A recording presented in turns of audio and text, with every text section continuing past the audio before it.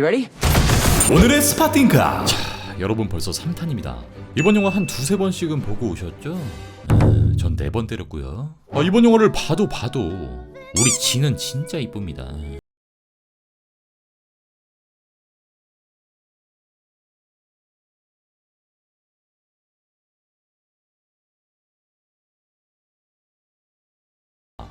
거미줄 꽉 잡아라.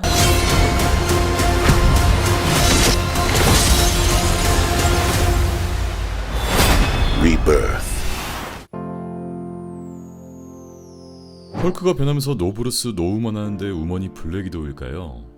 정확히 헐크가 노 배너 노걸이라 말하는데요. 물론 여기서 말하는 걸은 정상 배너의 정신을 지배한 징그레이를 얘기합니다.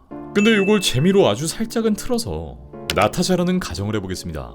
헐크는 사실 로맨스 영화를 한번 찍은 적이 있습니다. 바로 에이지 오브 울트론 속 헐크의 서사인데 MCU에서 헐크를 배너로 되돌릴 수 있었던 사람이 이 나타샤 한 명이었죠.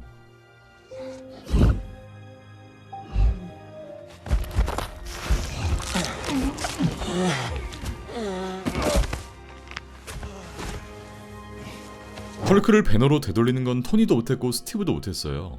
그걸 유일하게 했던 게 이 나타샤였죠. 배너가 나타샤에게 이런 제안을 했습니다. Run with it, right? Or what did he do that was so wrong to you? Not a damn thing. 둘이서 사라지자고. 하지만 나타샤는 이렇게 말했죠. I adore you.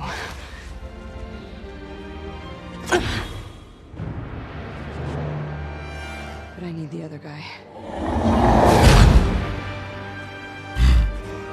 Let's finish the job. 그렇게 전투가 끝나고 헐크는 퀸제 통신을 끊고 사라집니다. I can't track you in stealth mode. So help me out. I need you.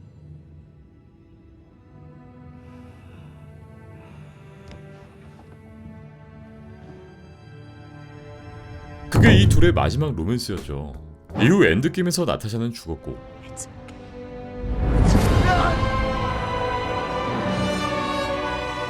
그때 지구에 있던 건 스마트 헐크였습니다. 나타샤의 사망 소식을 듣고 이렇게 벤치를 뽑아버리는 거 말고 별도의 큰 감정선이나 애도는 없었죠. 그리고 이번 영화에 처음 언급됩니다. 사실 이게 굉장히 슬픈 말인데 헐크가 사랑했던 유일한 여자가 이제 세상에 없다는 얘기니까요. 헐크가 나타샤를 애도하는 장면은 여태까지 등장한 적이 없었습니다. 이너 이후에 헐크가 튀어나올 기회도 없었죠.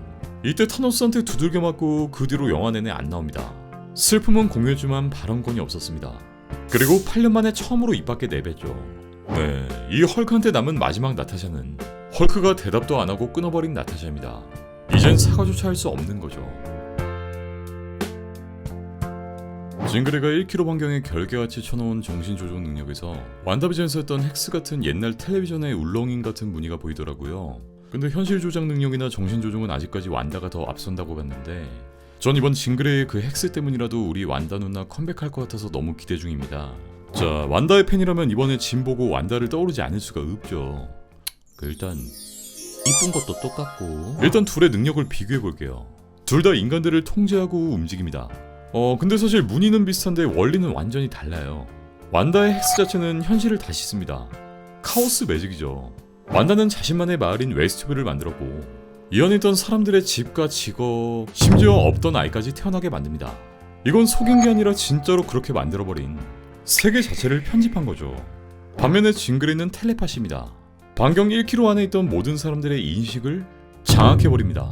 결계 밖에 있는 세상이 아닌 사람들의 머릿속만 지배하죠. 정리해보면 완다는 세계를 고치고 진은 사람들의 머릿속에 들어옵니다. 비슷하지만 결이 좀 다르죠. 개인적으로 진과 완다의 대결은 언젠간 나올 거라 봅니다. 이미 수많은 팬들이 기대하고 있는 그림이기 때문에 루스 형제가 감다살이라면 시크릿 어즈에서 풀 거라 봅니다. 100%. 그래서 싸우면 누가 이기냐? 일단 케이스를 둘로 나눠야 돼요. 먼저 노멀 진과 완다. 진이 오메가 레벨의 뮤턴트인 건 맞습니다. 근데 완다는 뭘 할 수 있냐면 실제 원작인 하우스 오브 M에서 이 대사 한마디로 전세계 뮤턴트 90%를 지워버렸습니다. 여기선 싸움이 안 됐죠. 진이 완다의 정신을 공격하기 전에 완다가 네 능력은 원래 없었어 라고 말해버리면 끝나는 구조예요. 두 번째는 피닉스 진과 완다. 여기가 재밌습니다. 원작에서 카오스 매직은 피닉스 보스의 약점이기도 합니다. 단순 출력만 놓고 보면 다크 피닉스는 항성 하나를 통째로 삼킨 존재입니다. 이 별이랑 태양을 먹어버려요. 그냥 이 비교 자체가 말이 안 되죠. 그래서 이 매치는 스펙 싸움이 아니라 선우 싸움이 됩니다. 완다가 카오스 매직을 먼저 꽂으면 완다 승. 근데 진이 피닉스로 진화했고 피닉스가 먼저 반응했다. 그러면 완다는 그냥 증발. 사실 뭐 유치한 상상이죠. MCU는 항상 밸런스를 조절하고 스토리를 그려내기 때문에 다크 피닉스 이런 건 향후 몇 년 후에나 꺼낼 거고 완다랑 맞붙는 건 그냥 팬서비스 차원에서 꺼낼 확률이 높겠죠. 자, 운다고 해서 마지막 모습을 보였던 완다는 머지않아 돌아오게 될 거라 봅니다. 원작에서도 둠과 진하게 엮여있기 때문에 개인적으로는 시크릿 워즈라 보고요. 루스 형제가 완다를 반드시 활용할 거라 봅니다. 보고 싶다 눈나. 초반 탱크 추적신에서 피터가 버스에 부딪히는 장면이 있는데 여기서 머리가 투톤인 여자가 나오는데 이게 엑스맨에 대한 떡밥 같다고 생각하긴 했습니다. 이거는 사실 영화 개봉하기 전에 트레일러 분석에서 다루긴 했었는데 피터가 DODC 탱크 쫓는 장면 나오죠. 살짝 우리 샘스파 오마주한 그 장면.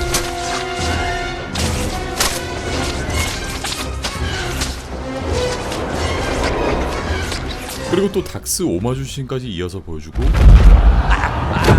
That is hilarious. 여기 여자 승객 한 명이 앉아있죠. 네, 이분이 우리가 아는 그 투톤 컬러의 엑스맨 캐릭터 로그와 상당히 닮아있습니다.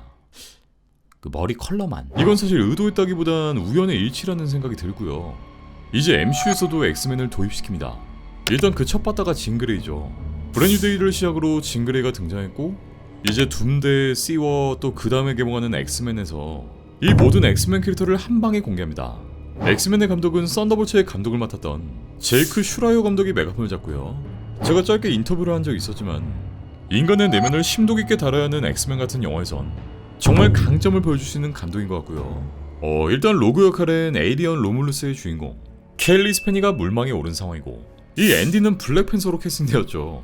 어쨌든 마블의 엑스맨 캐스팅을 비롯해 MCU 전체 캐스팅엔 평소와는 다르게 굉장히 신경을 쓰고 있는 모습입니다. 이 VMAX 얘기도 참 많았는데요. 뭐 기묘한 이야기 베큰한테 지배당한 맥스다. 이 V의 베놈 떡밥이다.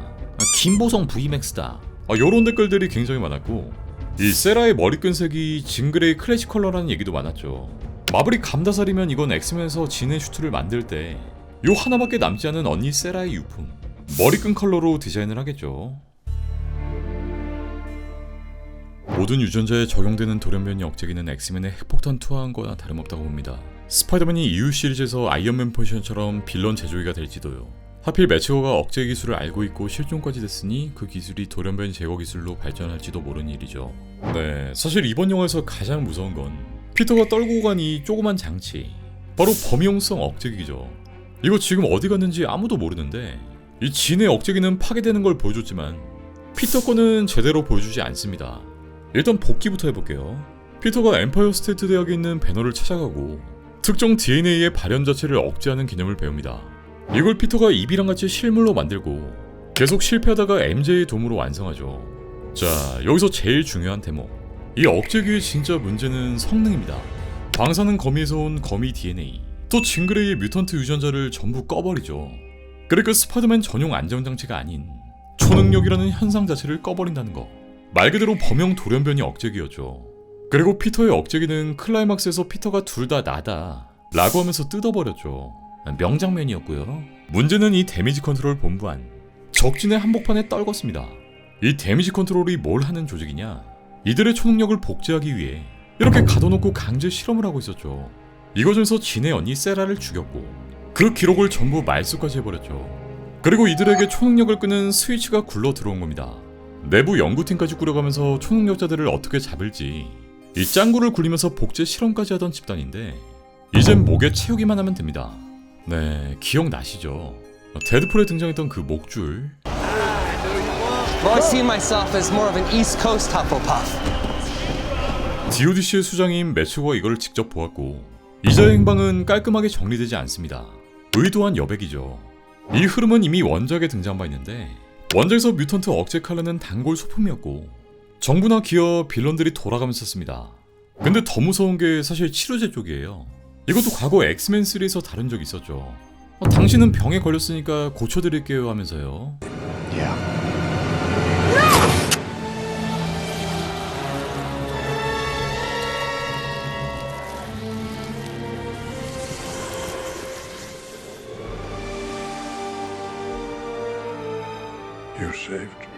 자, 다시 배너의 질문으로 돌아보면 좋고 나쁜 걸 무엇으로 정하냐? 이 질문을 그대로 뮤턴트에게 던져보면 뮤턴트의 유전자는 좋은 DNA인가 나쁜 DNA인가? 이 질문이 바로 엑스맨 서사의 60년짜리 주제 전체입니다. 그걸 이번 영화가 대사 한 줄로 미리 심어놓은 거고, 마블은 시크릿 워즈가 종료된 이후 새로운 엑스맨 사가를 시작합니다. 바로 이번 징그레이를 중심으로 말이죠. 자, 이번 영화에서 스파이더맨은 변이를 일으켰습니다. 그리고 이건 시작에 불과하죠. 피터는 자기 자신과 싸우고 있었는데 거미의 변이는 총 3단계를 거칩니다. 이번 영화에서 피터는 그 첫 번째 변이를 하죠. 그리고 굉장한 능력들을 얻게 됩니다. 과거에 우리 어떤 자가 베놈 슈트를 입고 겁나 세지긴 했지만 Where am I?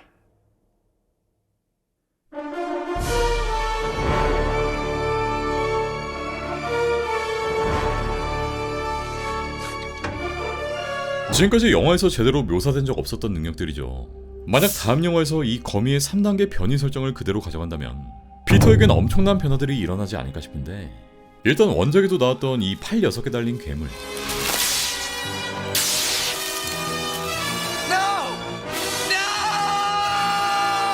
이걸 그대로 가져올 수도 있겠죠.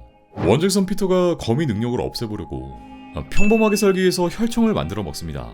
그 결과 팔이 4개 더 자라고 말 그대로 거미 인간이 되어버리죠. 또 치명상을 입어도 빠르게 회복하고 다른 거미들과의 연결까지 가능해지면서 이 앤트맨 마냥 거미들을 호출합니다.